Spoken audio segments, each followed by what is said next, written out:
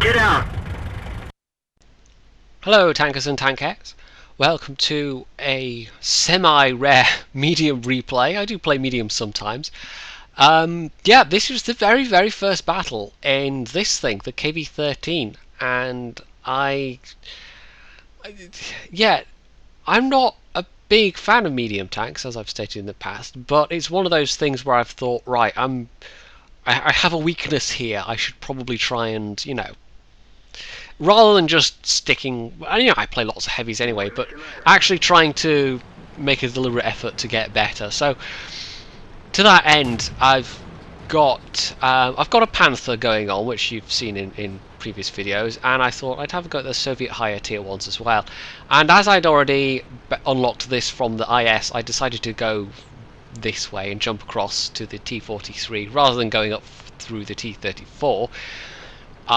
So it's not bad, but it's a bit early to judge because, like I said, this was the very first battle, and as you've noticed, I'm actually using the T-34 Top Gun, the 85mm whatever it is, or is it the T-34? It's the T-34-85 gun, a gun you get on the T-34-85. No, that's the Top Gun on this thing. I'm getting so confused. It's the T-34 gun. Okay, yes. I don't even think it's an 85. I think it's a 76mm. It's got like 120 pen, so it's not great for a tier 7. Not great at all. But this first battle was decent enough that I thought I would actually just record it, because why not? And it's the new the newly reworked Komarin, so it's not one I've had in my replays yet. I thought, why not? So yeah, just knocking that truck out of the way because my shells are puny, but they're not that puny. I do at least have a sort of semi-competent crew on this thing. I sold my Su-26 because I absolutely had no need for it anymore, and just because. And put the 4-man crew in this thing, and obviously I got a bit of a penalty, but there's 80% off the bat, and they've got some. I think there was something like 80% of their first crew skill, a lot of them. So it's not a bad crew to be starting with. It's just a pity about the gun. But I had the top engine unlocked. I've got the top radio unlocked, so that's something. And with the top engine, the mobility of this thing is actually pretty nice. It is better already, even with this, tier 5 gun. It already feels better than the 3002D, the tier 7 3002 anyway. The one that leads to the Leo line these days, which I gave up on. I just did. I could not get on with that tank at all, and I wasn't that desperate to try out the Leopards or the Indian Panzer for that matter, that I really wanted to persist with it. So that is one tank that sat in my garage with about 35,000 experience just sat on it doing nothing, and I could in theory convert it because it's been elited at one, it's been elited at some point because of all the tech tree changes, but I can't be bothered going back to it. I don't want to waste the credits. Anyway, yes, to the battle at hand. How long has that been blethering on now? It's like 3 minutes, 4 minutes.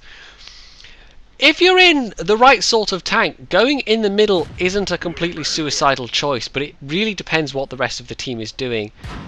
And as you see, yes, it helps to know when you've been spotted, and clearly I had been spotted. Probably by that Stuart, actually. He's probably proximity spotted me, which is a bit of a pain because I can't just go around and nail him, but he saves me the trouble. He comes to me. Unfortunately, I fluffed the shot completely, so that was a bit of a waste. Yeah, there's stuff on the island, bad stuff, and I don't have the gun to take them frontally. The armor is okay. I mean, it's the same armor that the IS gets, but facing off against a KV-3 and an AC-46, it's not going to be sufficient, because you wouldn't do that in an IS. So I I back up. I think the Easy 2 should have Easy 2. I keep doing that. That's like the third or fourth time I've said that. The Sherman Jumbo, that one, Easy 2. Oh, dear Lord Jedi, dear Lord, you're just okay. Moving swiftly on. Yeah, if he'd backed up as well, he might have lived, but who knows? That thing is not the fastest tank in the world. But I decide to. Yeah, that was never gonna. I was never gonna make that shot anyway, even if even if he hadn't died. I decide to repair to the cap circle because there is some hard cover there that I can use, and actually a few bushes as well. Now this is a criticism of this reworked map. It does look a lot better, but the fact that in the area behind both caps you have this little bit of woodland on each side, it's promoting camping far too much. You see the accuracy of this gun with a 80% crew, not fantastic. Yeah, having some cover in the cap circle is okay. It's not awful, but the forest behind me, you know, this game kind of, it didn't. Our team wasn't doing that, but you'll see that the enemy team was, and I've had a lot of matches like that where it seems like half or third just camp behind the cap circle, and it's not really much fun because it's. Yeah, I think this one's going to get a rework at some point, but compared to the old Komarin, it's not awful. Right, side of an AC-46, I can definitely pen that, but I can't quite see. He's behind a house or something there, so that's kind of tricky. We'll have KV-13. Oh.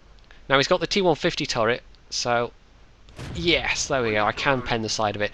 If he had had the top turret, I would have been struggling badly with that guy. I would have needed gold rounds, and hey look, I don't have any. I don't know why I didn't pack any gold rounds on this thing. Maybe it just didn't seem worth the extra credits. But yeah, or maybe I'm just cheap. Right, is this guy going to pull out where I can get him? Because that would be nice. Oh, and yes he is.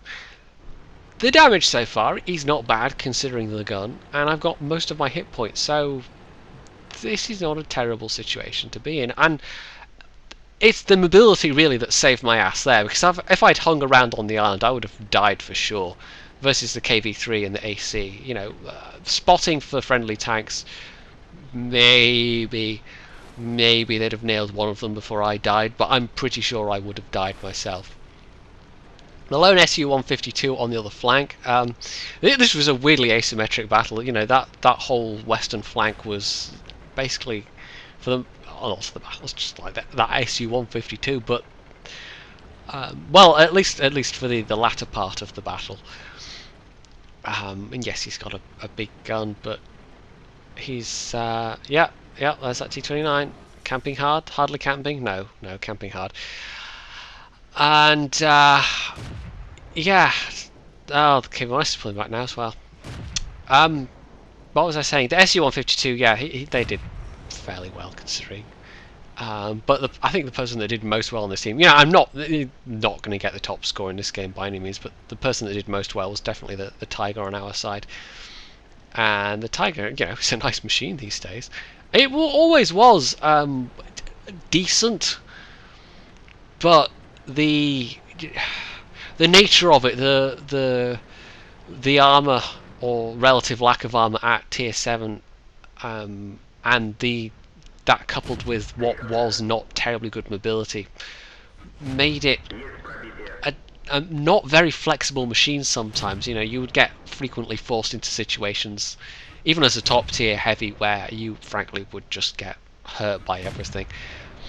But they've given it some nice buffs, and even the mobility buffs alone, you know, despite losing some horsepower, the mobility buffs on the engine alone would have been good, but they gave it a rate of fire buff as well. So I don't know why I'm talking about the Tiger, I just am. Just trying some blind shots here, because I don't want to rush in and get, you know, they're going to see me before I see them, but the ISU is a goer. He's going for it, so side of a T-29 I can hurt him. My alpha is rubbish, and the accuracy is not terribly good, but I'm just doing my best here, basically. Now that SU's down. E25, don't know. but I have just blind shotted that T29, so that evens things up considerably. The E25 is probably in that forest as well somewhere. So it's me and the KV-1S. So the Comet's faffing around on the other side of the river. I don't know what the guy was thinking especially. So it looks like it's up to me with my crappy stock gun. I was kind of, I could have been more aggressive there, but I was very conscious of the fact that I was in a semi-stock state, especially with my firepower. So taking on other tanks head to head in this state is really not a good idea.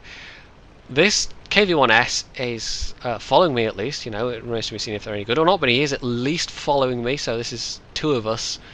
We're doubling up the firepower. Now I'm going to use, the enemy cap has got cover in it as well, so let's see if we can't tempt people out of the bushes. And there's that KV-1S. So I could just sit there, but nah, that's not much fun. Let's kill this guy. Oh, well, there we go, RT beat me to the punch. Well, that E25, he's in there as well somewhere, so going to stick in the cap still. This E25, you know, either we're going to cap or he's going to take the bait, and he takes the bait.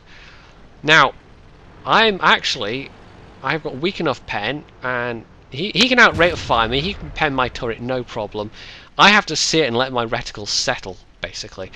And if I shoot at his front armor, there's even a chance that it could bounce. So I do try one or two shots here, but I quickly realise it's not worth it. So I'm basically just keeping this guy lit up for artillery. And that way at least I might get some spotting damage. Oh, the KV-1S nobbles him as well, which is nice. So, yeah. That arty missed, so I think, right, sod it. We're both looking at him now. Might as well take the shots. And there we go. Boom. So, not awful for a very first game in a stock tank, and that's not the usual kind of game I would do a replay of. But that was straight into the Mastery Badge second class. You know, it was 2k damage with 2.1k damage with a not terribly great gun. And if you look at the detailed report screen, you know, 42 shots fired, 22 hits and 19 pens. So the ones that hit actually penned, but I missed like half the shots I fired there. So there was a lot of blind fire and just a lot of inaccuracy going on. So I think this tank is only going to get better, and like I said, medium's not my most played, but I'm making a deliberate effort to get better at mediums, and this looks like it's going to be a nice, quite a mobile one. I don't know how well it's going to set me up for going into the T43 in terms of playstyle, but we'll see. And obviously, you know, it goes on to the rest of the Soviet mediums, so I can always come back to it later if I feel like I've really enjoyed it and it's a keeper somehow. Because sometimes you get tanks like that, you just think, right, I'm going to have that, I'm going to keep that. Anyway, if you enjoyed this video, you can hit the like button, you can leave a comment, you can subscribe to my channel, and of course, as always, stay tuned for more.